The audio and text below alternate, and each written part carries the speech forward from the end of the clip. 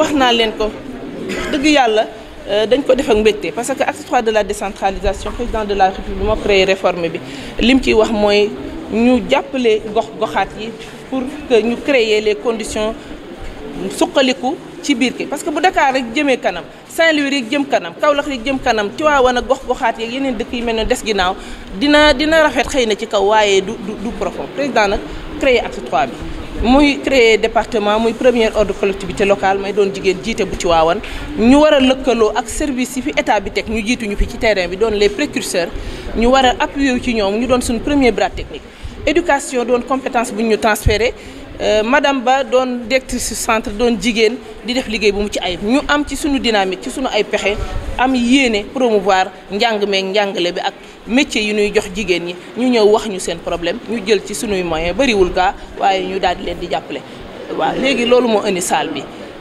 bu ko defee loolu rek moo ci bi lëkkale ñi war a ànd ñu bañ a doon ay wujju mais ñu doon complémentarité loolu mooy esprit président bi muy kii moo tax muy le sens inclusif et participatif daf ko ci tenir parce que bi ñuy créer réforme bi nag boobu yàlla dogal na maa ngi ci table conseil des ministres di déglu lan mooy le président wund ci réforme moo tax bi yàlla dogalee boobu séntuwuma sax dinaa doon président conseil départemental ñi comprendre acte 3 de la décentralisation yàlla dogal na ci laa bokk te ci yooyu rek laay wëy ñu sant yàlla ba mu ñu mayee li am na yeneen jéego yu ciy topp centre bi nekk en face de la station EDK muy pôle internet et services associés ku ne xam li numérique ak multimédia di wund ci àddina bi mooy régir li nit ñi di defanteeg saafonteeg duggalante mu ñu koy wax relation internationale loolu lépp boo ko bëggee def ci anam yu mucc ayib il faut nga boole ci loolu ñuy wax informatique di ko utiliser donc ñu indi pôle boobu mooy un projet boo xam ne lu am solo la pour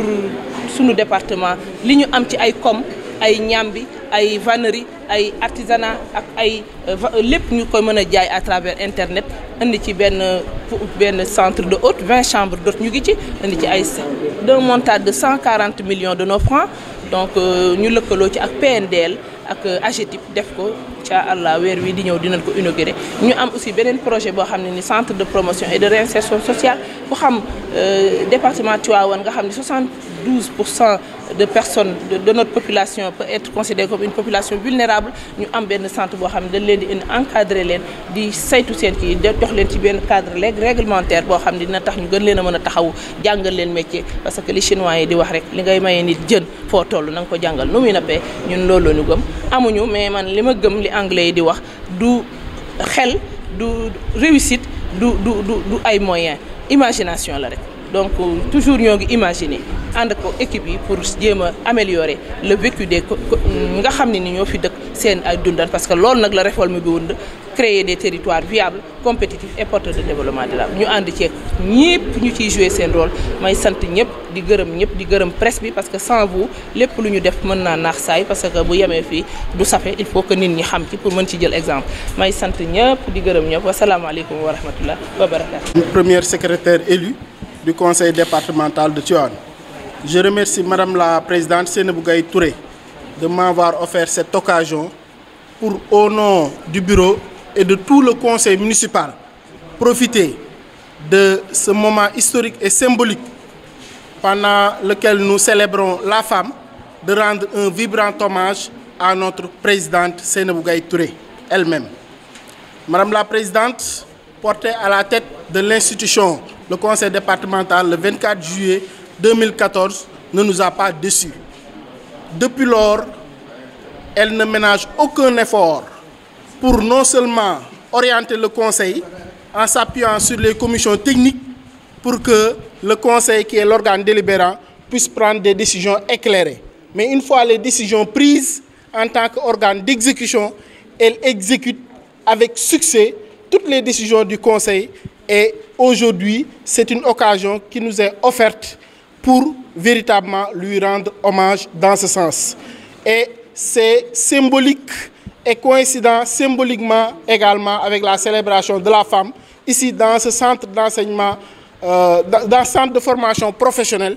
ex-centre d'enseignement technique féminin, dirigé par une dame, pour inaugurer une salle qu'on vient de réaliser encore une fois pour renforcer le dispositif de la formation en rapport avec le ministère concerné pour que l'on puisse répondre à l'appel du chef de l'État qui demande à toutes les composantes de l'État, y compris les collectivités locales, donc le conseil départemental, à s'engager dans ce Sénégal émergent. Et ce Sénégal émergent, nous le savons nous tous, a beaucoup de projets, mais compte sur également le capital humain qui est fondamental, qui est à la base de tout développement. Vraiment, nous vous remercions encore une fois, Madame la Présidente, et vous rendrons un vibrant hommage au nom de tout le conseil départemental de Tivaouane. Merci beaucoup. Je m'appelle Madame Ba, je suis Dié Ndiaye. Je suis la directrice du centre de formation professionnelle de Tivaouane. Salle bi ñu leen tabaxal dafa ñëw faj ci ab soxla bu ngeen amoon, n'est-ce pas? Effectivement,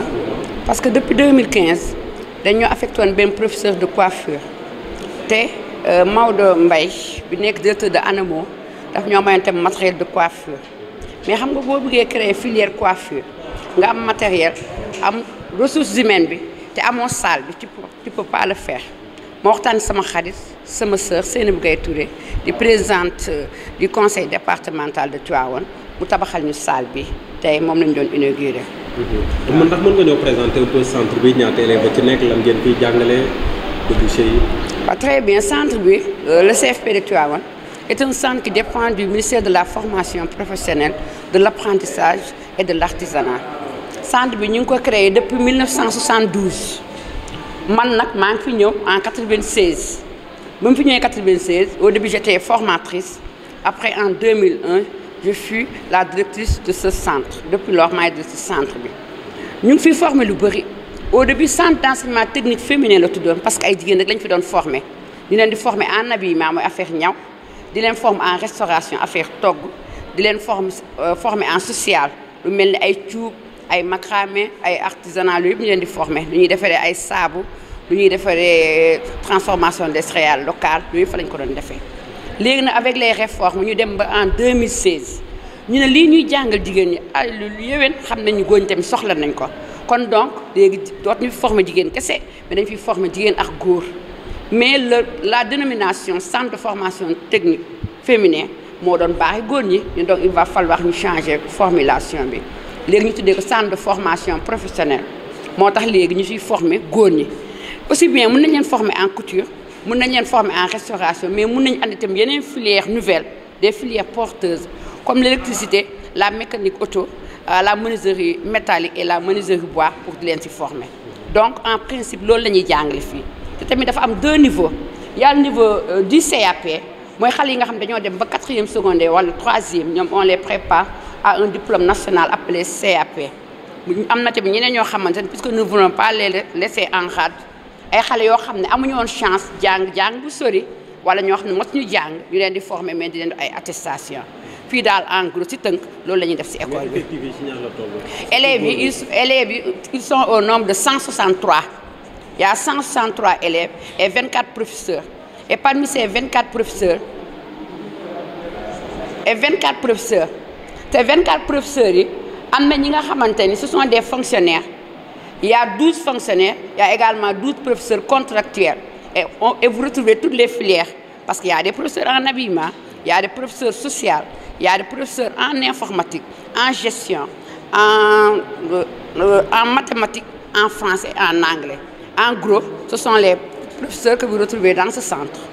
Ouais. Voilà, peut-être 2 mots en français par rapport à la pertinence de cette réalisation. Parce que comme je vous l'ai dit tantôt, la demande était présente, elle était très forte. Chaque fois on demandait d'ouvrir la filière, mais une ouverture de filière doit répondre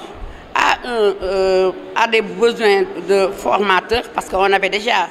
la formatrice, mais formatrice sans matériel, on ne peut pas ouvrir la filière. Par la suite, on a eu le matériel. Donc, lorsque les deux conditions se sont réunies, il restait une seule et une dernière, et c'était la création de cette salle. Et heureusement, avec le conseil départemental, on a pu avoir cette salle. Et cerise sur le gâteau, cette salle, non seulement va abriter les cours de coiffure, mais en même temps, on va l'utiliser pour les cours d'informatique. Comme vous avez vu, j'ai aménagé des plafonniers. Par la suite, je vais mettre le Wi-Fi, je vais mettre des climatiseurs, et par la suite, nous allons commencer à y faire de l'informatique. Donc, je vais dire que grâce à cette salle, nous allons également régler un autre problème crucial, à savoir le problème de la salle informatique. Merci.